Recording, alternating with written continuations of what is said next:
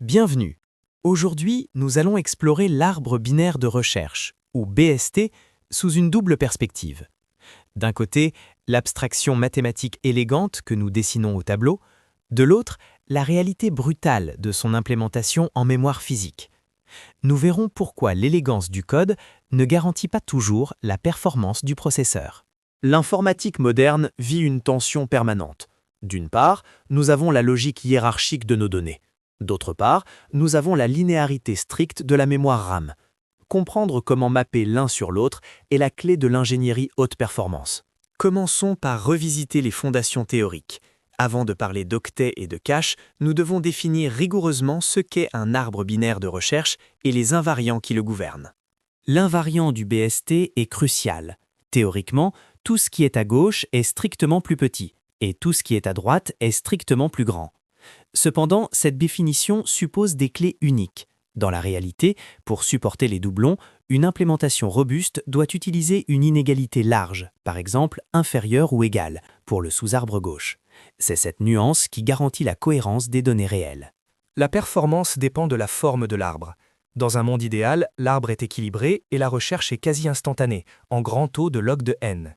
Mais si vous insérez des données déjà triées, l'arbre ne se branche jamais et devient une ligne droite. On parle d'arbre dégénéré. La complexité explose alors pour devenir linéaire, perdant tout l'intérêt de la structure. La beauté des arbres réside dans la possibilité de prouver leurs propriétés par induction structurelle. Par exemple, on peut démontrer mathématiquement que dans un arbre binaire plein, le nombre de feuilles est toujours exactement égal au nombre de nœuds internes plus 1. C'est une certitude absolue qui nous permet de construire des algorithmes fiables. Passons maintenant à la dynamique. Comment traverser ces structures ? Les parcours pré-ordre, en ordre et post-ordre ne sont pas interchangeables. Chacun possède une sémantique et une utilité précise. Il existe 3 façons canoniques de visiter chaque nœud. Le parcours en ordre, qui nous donne les données triées, le parcours pré-ordre, utile pour copier la structure, et le parcours post-ordre, qui est critique pour la gestion de la mémoire. Examinons-les un par un. Le parcours en ordre visite le sous-arbre gauche, puis la racine, puis la droite. Sur un BST, cela restitue les données triées, du plus petit au plus grand, incluant correctement les doublons grâce à nos inégalités larges. C'est la base de l'algorithme TreeSort. Le parcours préordre, lui, visite la racine en premier. C'est essentiel pour le clonage ou la sérialisation vers un fichier. Pourquoi ? Parce que pour reconstruire un arbre, il faut d'abord créer le parent avant de pouvoir y attacher les enfants. C'est une approche topologique. Enfin, le post-ordre visite les enfants avant le parent.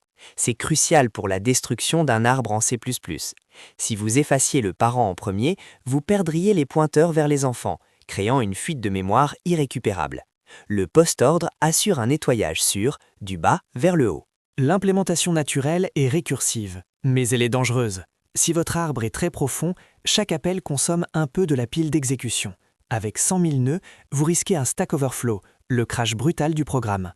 En production, on préfère souvent une approche itérative avec une pile explicite. Quittons maintenant la théorie, pour entrer dans le dur, la mémoire vive. Comment un nœud abstrait se traduit-il en octets ? C'est ici que les désillusions commencent. Regardez cette structure C++.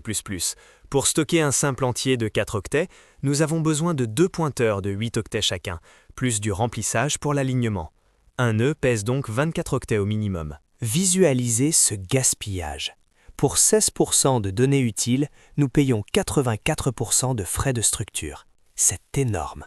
Si vous avez des millions de nœuds, vous saturez votre mémoire principalement avec des pointeurs, pas avec de l'information. De plus, l'allocation dynamique avec malloc aggrave la situation. Chaque petit nœud alloué individuellement crée ce qu'on appelle du gruyère mémoire, ou fragmentation. Pire encore, les nœuds sont dispersés n'importe où dans la RAM, ce qui nous amène au problème critique de la localité. Pour comprendre pourquoi cette dispersion est grave, il faut comprendre comment fonctionne votre processeur. Il ne lit pas la mémoire octet par octet, il la lit par bloc. Accéder au registre ou au cache L1 est quasi instantané, mais accéder à la RAM principale prend 100 nanosecondes. À l'échelle du processeur, c'est une éternité. C'est comme attendre une lettre par la poste alors que vous pourriez envoyer un email.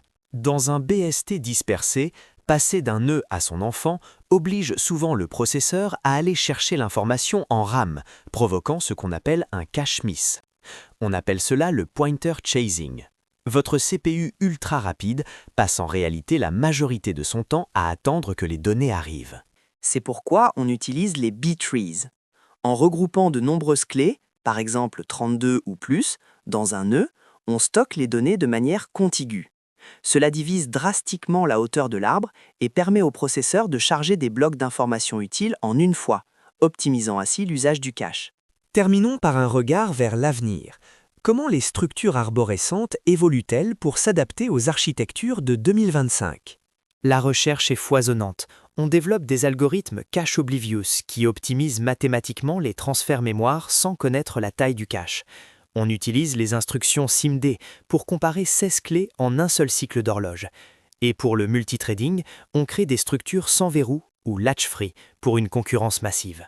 En conclusion, maîtriser les structures de données aujourd'hui demande une double vision, celle du mathématicien pour la logique et celle de l'architecte système pour la performance. C'est dans cet équilibre entre l'abstraction parfaite et la réalité du silicium que se joue la qualité de vos logiciels.